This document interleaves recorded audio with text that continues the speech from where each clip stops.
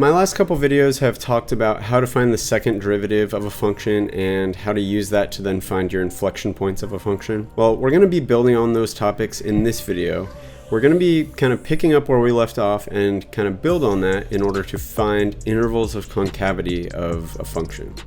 If you want to go back and check out those other topics first, I'll go ahead and put an info card up there so you can go check those out, and then come back to this video and we'll keep building on it from there.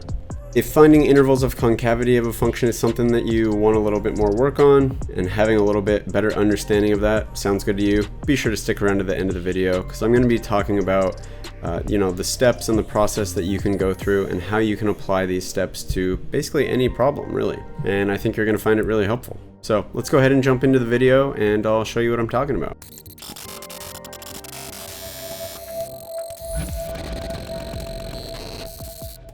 In this case, let's go ahead and move on to the intervals of concavity, and we can use those to kind of confirm that these are actually inflection points. So once you have taken your second derivative, set it equal to 0, solve for x, that gives you your list of possible inflection points. What you want to do then to use those in order to find your intervals of concavity, you're going to take them and you're going to draw them on a number line. So you're just going to label on your number line however many possible inflection points you found. In this case, we got 3. We got negative root of 3/5, 0, and positive root of 3/5. So these are our possible inflection points. So notice what this does if we take our number line of all real numbers and split that up into these sections here, basically splitting it at the points where we have our possible inflection points. What we've done is we've created basically 4 chunks of our number line, right? We've basically split our number line into 4 chunks. We have all the numbers over here, all the numbers between these two, all the numbers between these two, and all the numbers that are basically greater than all of them.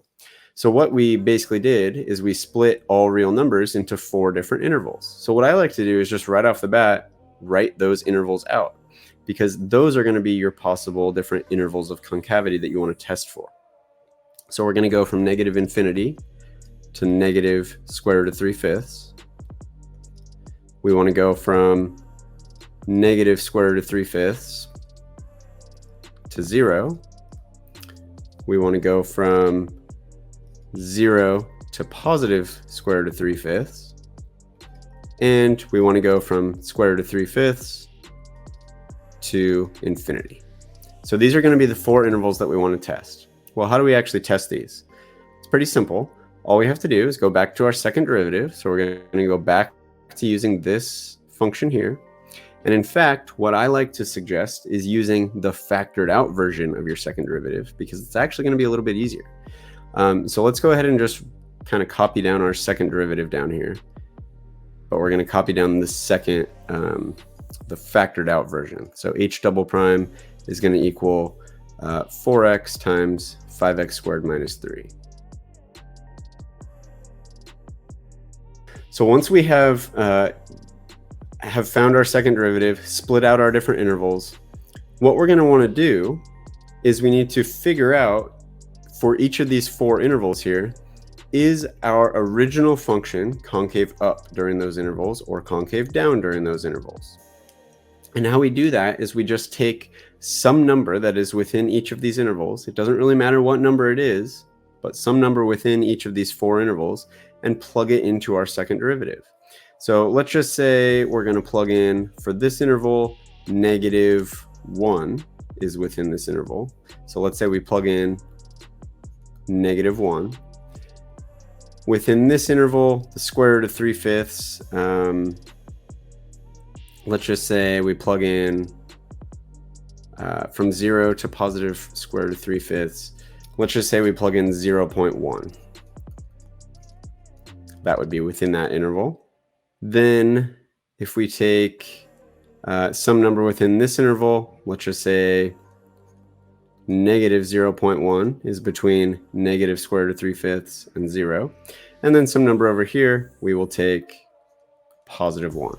So basically, if we plug these 4 numbers into our second derivative, that's going to tell us if our original function is concave up or concave down within each of these intervals. The important thing to keep in mind here, it doesn't actually matter what number we get, right? If we plug in -1 into this function, we don't really care what number we actually get. All that we care about is if it is positive or negative, okay? So that's really all we have to figure out. So looking here, plugging in -1 into this function here, let's think about each of our factors. So if we plug in -1 here, we're going to get 4 times -1. That's a negative number, okay? And then -1 squared is +1, times 5 is +5, minus 3 is +2. So that's a positive number. So if we plug in -1 into this second derivative, we get a negative number times a positive number, which is a negative number, okay? Now again, it doesn't matter specifically what number we get, we just care if it's positive or negative. So let's do it again with 0.1. 0.1 times 4 is positive. 0.1 squared is going to be 0.01. 0.01 times 5 is 0.05. 0.05 minus 3 is going to be negative, okay? So we're going to get a negative times a positive is a negative. So we know that we're concave down within the interval that 0.1 came from, which is this one. Okay, then we'll plug in -0.1. I'll go a little quicker now. 4 times -0.1 is a negative number. -0.1 squared is positive 0.01 times 5 is 0.05 minus 3 is negative. So we get a negative times a negative is a positive. And then if we plug in +1, we get a positive here and a positive here.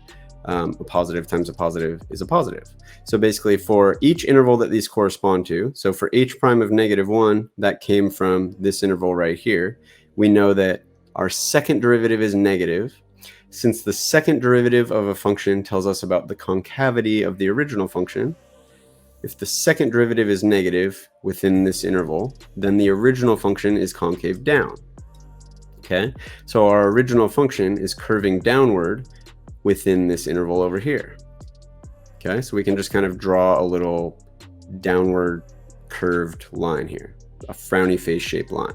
Okay, then we know that we had our second derivative is negative for 0.1, which was in this interval right here.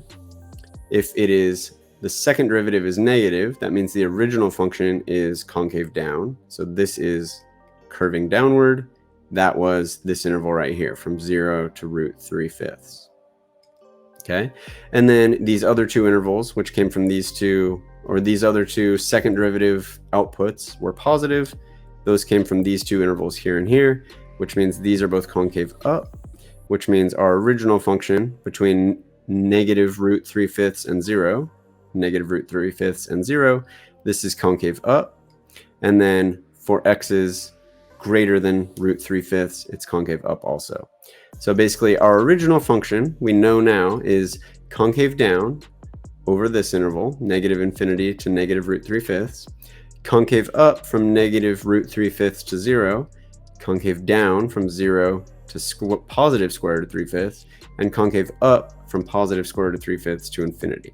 So basically we kind of have this it switches its concavity a few times, but what that also confirms is that all three of these points here are in fact inflection points, because you can see that our function switches from concave down to concave up, from concave up to concave down, and from concave down to concave up at those 3 points. So we know that those three are all inflection points in this case.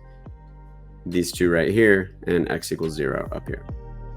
Thanks for sticking around to the end of the video. If you found this video helpful, which I'm guessing you did if you stuck around this long, go ahead and hit that subscribe button and that bell icon down below, because I'm going to be having tons of other videos that I know you're going to find helpful too, that will really help you as you work through calculus this term.